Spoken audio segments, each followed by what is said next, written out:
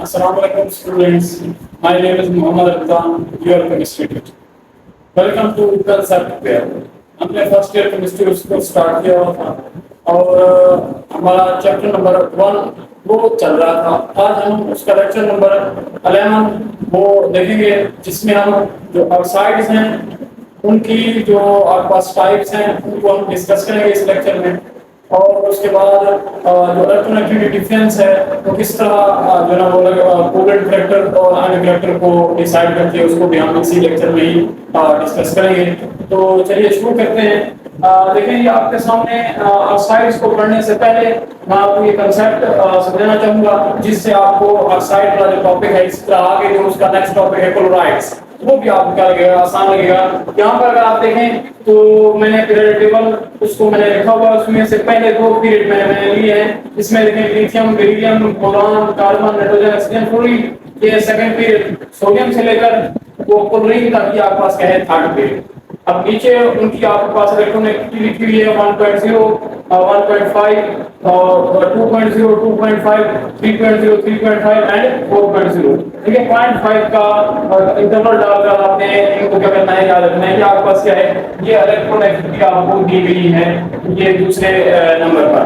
Next हमारे पास क्या है मैंने इसके ऑक्साइड्स बनाए हैं पहले ग्रुप के दूसरे के तीसरे के चौथे के और पांचवें के छठे के इस तरह मैंने ऑक्सीजन के साथ इन तमाम का मैंने बॉन्ड बनाया है। इसी तरह मैंने क्या किया है sodium magnesium aluminium silicon phosphorus sulphur और क्लोरीन इनका आपके पास बॉन्ड बनाया है किसके साथ ऑक्सीजन के साथ। तो अब ये आपके पास क्या होंगे ऑक्सीजन के बाइनरी कंपाउंड्स होंगे जिनके इसमें एक एलिमेंट ऑक्सीजन का होगा और दूसरा जो एलिमेंट है वो इनमें से कोई भी होगा उसे आप क्या कहते हैं बाइनरी कंपाउंड ऑफ ऑक्सीजन कहते हैं। बाइनरी मीन 2 यानी कि बाई का मतलब होता है 2 तो इसका मतलब 2 types of elements in a compound is known as binary compound. यहाँ पर एक टाइप वो ऑक्सीजन और दूसरा कोई भी और टाइप हो सकते हैं लेकिन 3 टाइप के ना हो अगर 3 टाइप का हुआ तो वो आपके पास बाइनरी कंपाउंड नहीं होगा। अब इसको हम आगे डिस्कस करेंगे। यहाँ पर देखें उसके बाद मैंने उनके कंपाउंड लिखे यहाँ पर आपके पास एलिमेंट इलेक्ट्रोनेगेटिविटी और फिर उनके ऑक्सीजन के साथ मैंने ऑक्साइड्स लिखे हुए हैं। अब यहाँ पर आप देखें तो नीचे उसके बाद क्या है वो चीज बहुत अहम है इसमें देखें इलेक्ट्रोनेगेटिविटी डिफरेंस मैंने लिखा हुआ है। अब लिथियम ऑक्साइड मैंने बनाया तो लिथियम की 1.0 इलेक्ट्रोनेगेटिविटी और ऑक्सीजन की 3.5 दोनों का डिफरेंस लिया तो वो आया 2.5। इसी तरह बेरिलियम 1.5 3.5 2.0 डिफरेंस 2.0 3.5 1.5 डिफरेंस। इस तरह 1.0 डिफरेंस किसका होगा कार्बन डाइऑक्साइड का और इस तरह NO2 का डिफरेंस 0.5 होगा। अब यहाँ पर अगर आप देखें तो इलेक्ट्रोनेगेटिविटी क्या हो रही है इंक्रीज हो रही है from left to right in a period लेकिन जो इलेक्ट्रोनेगेटिविटी डिफरेंस है वो क्या हो रहा है वो डिक्रीज हो रहा है। इसका मतलब from left to right in a period electronegativity increases and electronegativity difference with oxygen decreases। अब यहाँ हम ऑक्सीजन की बात करें तो उसको हम रेफरेंस लेंगे। यहाँ पर देखें दूसरे जो आपके पास क्या है नेक्स्ट जो पीरियड है तीसरा पीरियड उसके अंदर भी देखें सोडियम का मैंने ऑक्साइड बनाया मैग्नीशियम ऑक्साइड एल्युमिनियम का सिलिकॉन का और सल्फर का। इसका मतलब हम पीरियड में आगे की तरफ आ रहे हैं। ये इलेक्ट्रोनेगेटिविटी डिफरेंस दिया गया है तो देखें सोडियम 0.9 और जो ऑक्सीजन है वो क्या है 3.5। सोडियम और ऑक्सीजन का डिफरेंस लिया तो 2.6 फिर 1.2 3.5 डिफरेंस लिया तो आपके पास 2.3 यानी कि 3.5 में से 1.2 क्या करेंगे माइनस करेंगे तो आपके पास 2.3 आएगा। फिर 3.5 में से 1.5 माइनस करेंगे तो 2.0 आएगा। इस तरह आपके पास क्या है नेक्स्ट जो है वो हम 3.5 में से 1.8 माइनस करेंगे तो 1.7 आएगा। इस तरह आप नेक्स्ट फार्मूला P2O3 उसमें आप डिफरेंस लेंगे तो आपके पास क्या होगा वो डिफरेंस 1.7 से कम आएगा। इस तरह आगे सल्फर डाइऑक्साइड SO2 में देखें डिफरेंस वो मजीद क्या हुआ है कम हुआ है। इसका मतलब क्या है पहले हम आपको बता चुका हूँ इलेक्ट्रोनेगेटिविटी इंक्रीज हो रही है और इलेक्ट्रोनेगेटिविटी डिफरेंस क्या हो रहा है वो डिक्रीज हो रहा है। अब ये सारी चीजें मैंने आपको क्यों बताई ये आगे आपके काम है कि ये यहाँ पर आप देख सकते हैं रिलेशन इंपॉर्टेंट रिलेशनशिप है इसको आपने हमेशा याद रखना है। इलेक्ट्रोनेगेटिविटी डिफरेंस जो है वो डायरेक्टली प्रोपोर्शनल होता है किसके परसेंटेज आयनिक करैक्टर। देखिए एक बॉन्ड जो है वो आपके पास क्या होता है उसमें आयनिक करैक्टर भी मौजूद होता है और दूसरा कोवेलेंट करैक्टर भी मौजूद होता है। जो आयनिक करैक्टर है वो किसी भी बॉन्ड का 100% नहीं होता बल्कि 100% से क्या होता है वो कम होता है। जबकि कोवेलेंट करैक्टर वो 100% हो सकता है लेकिन आयनिक करैक्टर कभी भी 100% नहीं होगा। इसका मतलब बॉन्ड के अंदर आयनिक करैक्टर भी हो सकता है और साथ ही कोवेलेंट करेक्टर भी हो सकता है। तो दोनों ही एक बॉन्ड के अंदर क्या होते हैं, मौजूद होते हैं। और उसके अलावा एक और अहम बात कि जब भी कोवेलेंट बॉन्ड के अंदर आयनिक करेक्टर आ जाए तो उस बॉन्ड को क्या कर देगा, स्ट्रॉन्ग कर देगा। जबकि अगर किसी अन्य बॉन्ड में कोवेलेंट करेक्टर आ गया तो उस बॉन्ड को क्या कर देगा, वीक कर देगा। क्यों? क्योंकि कोवेलेंट बॉन्ड वीक होता है और आयनिक बॉन्ड की स्ट्रेंथ क्या होती है, वो स्ट्रॉन्ग होती है। तो इसको आपने लाजमी याद रखना है इस चीज को। नेक्स्ट हमारे पास दूसरा देखें, इलेक्ट्रोनेगेटिविटी डिफरेंस रिलेशनशिप है। इलेक्ट्रोनेगेटिविटी डिफरेंस और डेल्टा ई एन, ये क्या होगा, इन्वर्सली रिलेटेड होगा किसके, परसेंटेज कोवेलेंट करेक्टर। लेकिन अगर वो electronegativity difference percentage ionic character के डायरेक्ट है तो डेफिनेटली बात है जो परसेंटेज कोवेलेंट करेक्टर होगा उसके क्या होगा, वो इनवर्स होगा। इसका मतलब ये है अगर आपके पास क्या है, इलेक्ट्रोनेगेटिविटी डिफरेंस इंक्रीज हुआ तब जो कोवेलेंट करेक्टर है वो क्या होगा, वो डिक्रीज होगा। या आप इसे डायरेक्ट रिलेशन के साथ भी देखें, इलेक्ट्रोनेगेटिविटी डिफरेंस अगर क्या हुआ, इंक्रीज हुआ तो परसेंटेज आयनिक करेक्टर क्या होगा, इंक्रीज होगा। और उसके इस बार जो covalent character percentage covalent character वो क्या हो जाएगा, वो डिक्रीज हो जाएगा। अब क्योंकि टोटल परसेंटेज आपने 100% रखनी होती है, तो अगर ये 60% हुआ तो ये 40 हो जाएगा। अगर ये 60% हो गया तो आयनिक करेक्टर कितना हो जाएगा, वो आपके पास 60% मिलेगा। ये एक बढ़ेगी तो दूसरी चीज क्या होगी, कम होगी। तो इन दोनों का आपस में क्या है, इनवर्स रिलेशन है, आयनिक करेक्टर और कोवेलेंट करेक्टर का। अब नेक्स्ट हमारे पास क्या है, हम ऑक्साइड्स पढ़ेंगे आगे। तो उसका रिलेशन मैंने इस इलेक्ट्रॉनिक डिफरेंस के साथ और साथ ही इसके आयनिक करेक्टर के साथ क्या किया है, बनाया है। अब देखिए, basic character of oxide is directly proportional to percentage ionic character. इसका मतलब ये है जितना परसेंटेज आयनिक करेक्टर ज्यादा होगा उतना ही जो ऑक्साइड है वो क्या होगा, ज्यादा बेसिक होगा। और जितना परसेंटेज आयनिक करेक्टर कम होगा उतना ऑक्साइड जो है वो बेसिक भी क्या होगा, कम होगा। जब वो बेसिक कम होगा तो वो एसिडिक क्या होगा, ज्यादा होगा। इसका मतलब acidic character of oxide is inversely related to the percentage ionic character. अब अगर आप इसको किससे, इलेक्ट्रोनेगेटिविटी डिफरेंस से रिलेट करना चाहें तो आप कैसे रिलेट कर सकते हैं, basic character of oxide is directly proportional to the electronegativity difference। क्योंकि इन दोनों का आपस में क्या है, परसेंटेज आयनिक करेक्टर और इलेक्ट्रोनेगेटिविटी डिफरेंस का आपस में डायरेक्ट रिलेशन है। जब ये बेसिक करेक्टर के डायरेक्ट है परसेंटेज आयनिक करेक्टर तो डेफिनेटली बात है जो इलेक्ट्रोनेगेटिविटी डिफरेंस है वो भी क्या होगा, वो आपस में डायरेक्ट होगा। अब इसको मैं यहाँ पर आपको समझाना चाहूंगा किस तरह से आप ये ट्रिक अप्लाई कर सकते हो इस चीज के ऊपर। अगर आप यहाँ पर देखें 2.5, 2.0, 1.9, 1.0 और 0.5। अब इसमें देखें इलेक्ट्रोनेगेटिविटी डिफरेंस सबसे ज्यादा किस केस में, लिथियम ऑक्साइड के केस में। तो इसका मतलब ये है कि अगर जो इलेक्ट्रोनेगेटिविटी डिफरेंस है यहाँ पर आप इलेक्ट्रोनेगेटिविटी डिफरेंस अगर ज्यादा है तो उसका जो बेसिक करेक्टर होगा वो क्या होगा, ज्यादा होगा। इसलिए लिथियम ऑक्साइड जो है वो क्या होता है, बेसिक होता है। इसी तरह आप नेक्स्ट देखें, सबसे कम क्या आपके पास, ये NO2 उसका 0.5 इलेक्ट्रोनेगेटिविटी डिफरेंस है। अगर इलेक्ट्रोनेगेटिविटी डिफरेंस कम होगा तो बेसिक करेक्टर क्या होगा, वो ऑक्साइड का क्या होगा, कम होगा। तो डेफिनेटली बात है एसिडिक करेक्टर क्या हो जाएगा, वो ज्यादा हो जाएगा। इसका मतलब क्या है, परसेंटेज आयनिक करेक्टर कम हुआ जैसे कि 0.5 NO2 के केस में तो एसिडिक करेक्टर क्या होगा, ज्यादा होगा। और बेसिक करेक्टर फिर क्या हो जाएगा, कम हो जाएगा। इसका मतलब बेसिक और एसिडिक करेक्टर का आपस में अगर रिलेशनशिप देखा जाए तो वो क्या है, वो इनवर्स है। इसी तरह आप नीचे भी आ जाए सोडियम वाले केस में तो 2.6, यहाँ पर आपके पास क्या है, 2.6 इलेक्ट्रोनेगेटिविटी डिफरेंस है। इसका मतलब इसके अंदर इलेक्ट्रोनेगेटिविटी डिफरेंस ज्यादा है, इसलिए सोडियम ऑक्साइड का जो बेसिक करेक्टर है वो क्या होगा, ज्यादा होगा। अगर आप इसी के मुकाबले में SO2 को देखें तो उसका जो इलेक्ट्रोनेगेटिविटी डिफरेंस है वो 1.0 है जो कि 2.6 से बहुत कम है।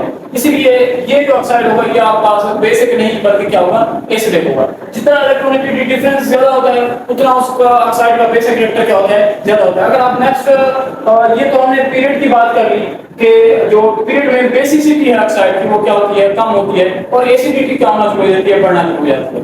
अब अगर आप ग्रुप की बात करें ऊपर से नीचे आते हुए, यहाँ पर देखें ये आपके पास क्या है, इलेक्ट्रोनेगेटिविटी डिफरेंस 2.5 लिथियम जो कि पहले ग्रुप से बिलोंग करता है, आप देख सकते हैं।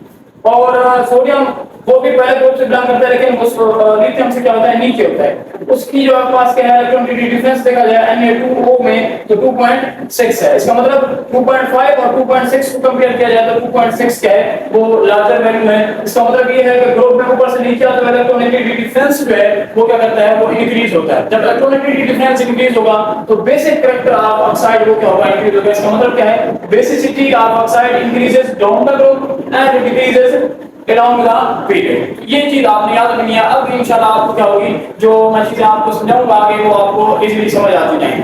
तो चलते हैं हम नेक्स्ट बढ़ते हैं। यहाँ पर देखें कि आपके पास क्या क्लासिफिकेशन ऑफ ऑक्साइड्स है। इसमें चलेगा कि आपके पास क्या है, binary compounds of oxygen are called oxides. अब जैसे आपके पास अभी मैंने आपको एग्जांपल दी CO2 की। अब इसमें अगर आप देखें तो एक एलिमेंट है कार्बन, ये आपके पास क्या है, एक एलिमेंट है, और दूसरा जो एलिमेंट है वो आपके पास क्या है, वो ऑक्सीजन है। तो बाइनरी कंपाउंड ऑफ ऑक्सीजन से बना है, दो एलिमेंट का होना लाजमी है, और तो उन दो में से एक ऑक्सीजन का होना लाजमी है। अब यहाँ पर देखें एलिमेंट ऑक्सीजन और उसके दो एटम्स हैं। ये ऑक्सीजन एक एलिमेंट है, एक सिंगल टाइप है। आपने एटम को गिनना नहीं है बल्कि आपने एलिमेंट को देखना है। तो ऑक्सीजन एलिमेंट एक ही है लेकिन उसके एटम्स कितने हैं, दो हैं। और इधर आपके पास क्या है, कार्बन, वो एक एलिमेंट है। टोटल कितने एलिमेंट हो गए, दो element, two type of element मौजूद है, इसलिए आपके पास क्या होगा, बाइनरी कंपाउंड ऑफ ऑक्सीजन होगा। अब यहाँ पर आपके पास क्या है, हम इसे बाइनरी कंपाउंड ऑफ कार्बन क्यों नहीं करें, क्योंकि यहाँ पर देखिए अगर आप ऑक्सीजन को प्रेफर कर रहे हैं तो हम कार्बन को भी कर सकते हैं, लेकिन यहाँ पर देखा जाता है इलेक्ट्रोनेगेटिविटी को, जिसकी इलेक्ट्रोनेगेटिविटी ज्यादा होती है उसी का ही नाम आता है। जैसे यहाँ ऑक्सीजन की इलेक्ट्रोनेगेटिविटी ज्यादा है, इसलिए आप इसे बाइनरी कंपाउंड ऑफ कार्बन नहीं बल्कि बाइनरी कंपाउंड ऑफ ऑक्सीजन कहेंगे। नेक्स्ट हमारे पास क्या है, ये जो बाइनरी कंपाउंड ऑक्सीजन के हम ऑक्साइड्स कहते हैं, डिवाइड होते हैं किसके अंदर, neutral, amphoteric, acidic and basic. तीन के अंदर क्या होते हैं, ये फोर टाइप्स हैं जो कि इनकी कैरेक्टरिस्टिक्स की बेस पर बनाई गई हैं।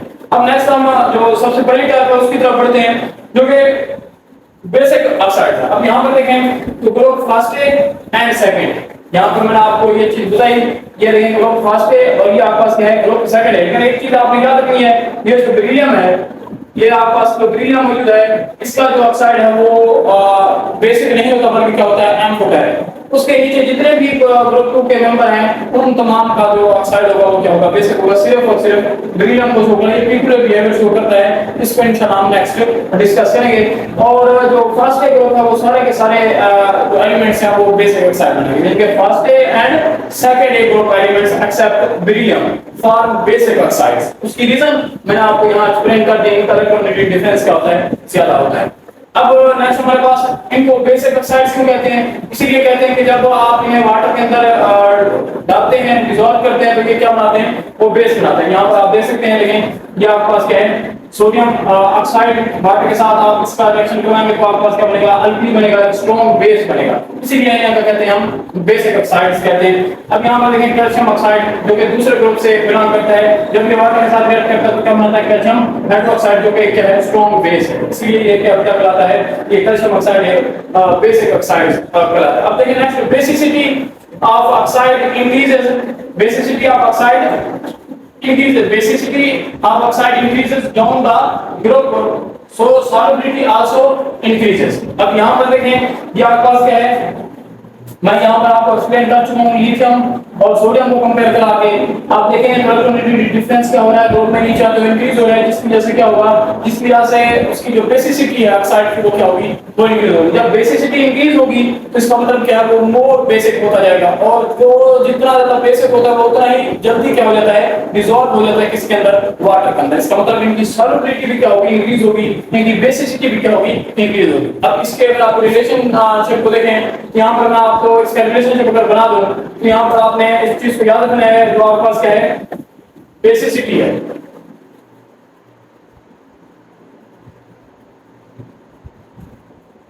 Basicity of oxide directly function होगी किसकी, सॉल्युबिलिटी।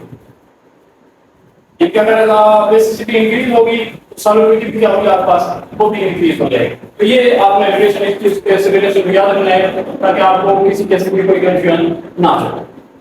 अब हम नेक्स्ट बढ़ते हैं एसिडिक ऑक्साइड्स की तरफ। नेक्स्ट देखें, नेक्स्ट हमारे पास एसिडिक ऑक्साइड्स, एसिडिक ऑक्साइड। अब ये एसिडिक ऑक्साइड्स क्यों कहते हैं, क्योंकि जब ये वाटर के साथ रिएक्ट करते हैं तो क्या बनाते हैं, एसिड बनाते हैं। ये बिल्कुल इसी तरह जैसे आपने बेसिक ऑक्साइड में पढ़ा, तो they give of N acid when dissolved in water। तो ये उसकी डेफिनेशन, अब कौन-कौन से जो एलिमेंट्स हैं वो एसिडिक एसिडिक ऑक्साइड बनाते हैं, जो ज्यादातर नॉन मेटल्स हैं वो आपके पास क्या बनाती हैं, वो एसिडिक ऑक्साइड बनाते हैं। उसकी रीजन मैं आपको पहले एक्सप्लेन कर चुका हूं। इलेक्ट्रोनेगेटिविटी डिफरेंस क्या होता है, ऑक्सीजन के साथ इन नॉन मेटल्स का कम होता है, जिसकी वजह से उसमें बेसिक कैरेक्टर कम होता है, लेकिन उसका एसिडिक कैरेक्टर क्या हो जाएगा, वो बढ़ जाएगा, इसलिए वो क्या होंगे, एसिडिक ऑक्साइड्स होंगे।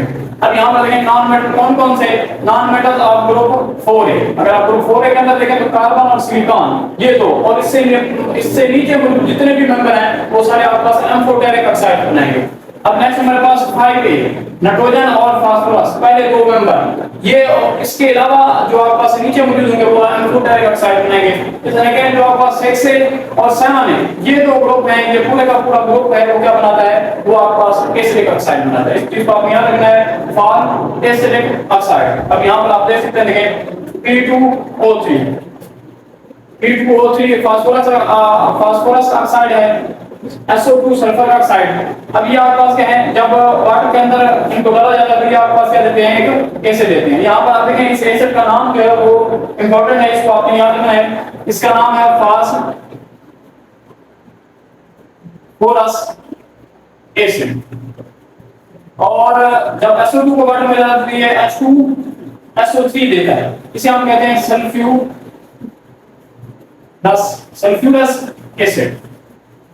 अब एक चीज और आपने इंपॉर्टेंट आपको बता रहा हूं, उसको आपने याद रखना है। देखें PO4 3 नेगेटिव, इसे आप करते हैं फास्फेट आयन, और SO4 2 नेगेटिव को पढ़ते हैं सल्फेट आयन। लेकिन अगर आप क्या करें, अगर आप PO4 से उसे कन्वर्ट कर दें इसमें PO3 तो अब इसका नाम जो है वो फास्फेट, इस आयन का नाम फास्फेट से चेंज होकर क्या हो जाएगा, फास्फाइड हो जाएगा, यानी कि I की जगह क्या आ जाएगा, I आ जाएगा। तो इसी तरह ये सल्फेट SO4, अगर आप क्या करें इसमें से जो एक ऑक्सीजन उसको कम कर, अब वो पहले 4 थी तो अब आपके पास कितनी होंगी, 3। इसे आप सल्फेट आयन से किसमें कन्वर्ट कर देंगे, सल्फाइड आयन।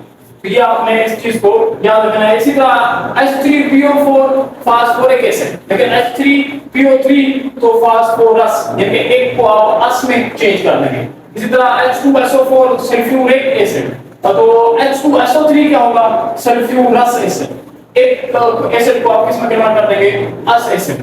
नेक्स्ट हमारे पास ये देखें, जो आपके पास एसिडिक ऑक्साइड्स हैं, ये जब बेस के साथ रिएक्ट करते हैं तो आपके पास एक साल्ट बनाते हैं और साथ क्या बनाते हैं, वाटर। ये आप न्यूट्रलाइजेशन रिएक्शन जानते हैं, जिसमें आपके पास क्या होता है, ये आपके पास P2O3 acting as a acid, NaOH acting as a base. ये आपस में रिएक्ट करेंगे, एक साल्ट बनेगा और एक साथ उसके क्या बनेगा, वाटर बनेगा। ये न्यूट्रलाइजेशन रिएक्शन है जिसको आप जानते हैं। यहाँ पर आपके पास क्या है, P2O3 जब NaOH के साथ रिएक्ट करता है तो सोडियम, ये आपके पास PO3, यहाँ पर मैं आपको एक्सप्लेन कर चुका हूँ, Na3PO3 सोडियम फास्फाइड। इससे आपके पास क्या है, साथ वाटर मॉलिक्यूल बनेगा। इसी तरह SO2 NaOH, वो जब आपस में रिएक्ट करते हैं तो Na2SO3। अब यहाँ पर देखें इसका नाम सोडियम सल्फाइड, और आपके पास क्या बनेगा, साथ वो वाटर बनेगा। ये नाम मैंने आपको इधर समझा दिए थे किस तरह से आपने उनको नाम देना है। अगर आप फार्मूला याद करना चाहते हैं तो फार्मूला भी बिल्कुल इजी है। यहाँ पर मैंने आपको बताया था 14 एलिमेंट की ऑक्सीडेशन स्टेट फिक्स होती है, तो सोडियम की क्या है, फिक्स +1। अगर आप PO3 को देखें तो PO3 उसकी ऑक्सीडेशन स्टेट -3 होती है। ये आपके पास क्या हो जाएगी, सेम नहीं है तो क्या हो जाएंगे, इंटरचेंज हो जाएंगे, और फार्मूला बनेगा Na3PO3। बिल्कुल इसी तरह Na2SO3 देखें, जो SO3 उसकी ऑक्सीडेशन स्टेट क्या है आपके पास -2 है, और Na की क्या होती है, +1। तो ये सेम नहीं है तो ये आपके पास क्या हो जाएंगे, इंटरचेंज हो जाएंगे, और ये Na2SO3 हो जाएगा, सोडियम सल्फाइड। तो ये आपको मैंने रिएक्शन समझे और उसके साथ फार्मूले उसके कैसे याद रखने आपने, वो भी आपने इस चीज को याद रखना है। बिल्कुल इस तरह H3PO3 पर भी आप क्रिस क्रॉस मेथड लगा सकते हैं और इसका फार्मूला भी इसी तरीके से क्या कर सकते हैं, याद कर सकते हैं। नेक्स्ट हमारे पास क्या है, एम्फोटेरिक ऑक्साइड्स। अब एम्फोटेरिक ऑक्साइड्स क्या होते हैं, एम्फो जो वर्ड है वो एम्फी से निकला है, और एम्फी जो है उसका मतलब होता है बोथ। जैसे कि आप बायो में भी पढ़ते हैं कि एम्फीबियंस, अब एम्फीबियंस, उसमें भी लफ्ज एम्फी आ रहा है, और वो एम्फीबियंस क्यों कहलाते हैं? वो इसलिए कहलाते हैं क्योंकि वो वाटर के अंदर भी जिनके अपनी जिंदगी का हिस्सा गुजारते हैं और उसके अलावा खुश्की पर भी गुजारते हैं, इनके दोनों वाटर और खुश्की दोनों पर रहते हैं, इसीलिए उनको कहते हैं एम्फीबियंस। क्यों? क्योंकि एम्फी का मतलब होता है बोथ। बिल्कुल इसी तरह यहाँ पर भी आप देख सकते हैं वो एन्फो आ रहा है, एन्फो में एम्फी का मतलब क्या होता है? बोथ। अब बोथ का मतलब क्या हुआ? अनफोटाइक ऑक्साइड का मतलब बोथ, इससे क्या हम रिलेट करेंगे इस चीज को? तो यहाँ पर इसका मतलब ये है कि ये ना तो एसिड होते हैं और ना ही बेस होते हैं, बल्कि एसिड भी होते हैं और साथ ही बेस भी होते हैं। जब ये आपके पास किसी स्ट्रॉन्ग एसिड के साथ रिएक्ट करते हैं तो ये खुद बेस हो जाते हैं, जब ये किसी स्ट्रॉन्ग बेस के साथ रिएक्ट करते हैं तो खुद एसिड हो जाते हैं। तो ये आपके पास क्या है? इसीलिए इन्हें कहते हैं एम्फोटेरिक। अब यहाँ बुक पढ़ने में आप देखते हैं the oxides react with both acids and bases, इसलिए इन्हें क्या कहते हैं?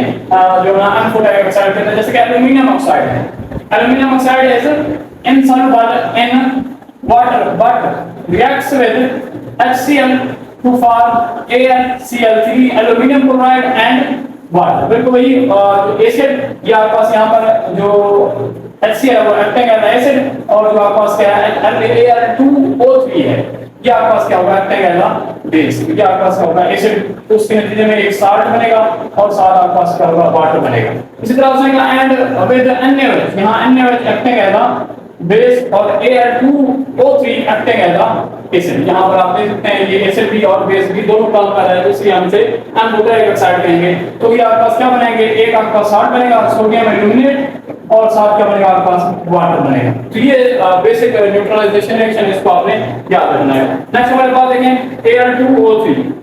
Al2O3 जब आपके पास क्या करता है एसिड के साथ, ये आपके पास एसिड होगा, तो ये आपके पास क्या होगा?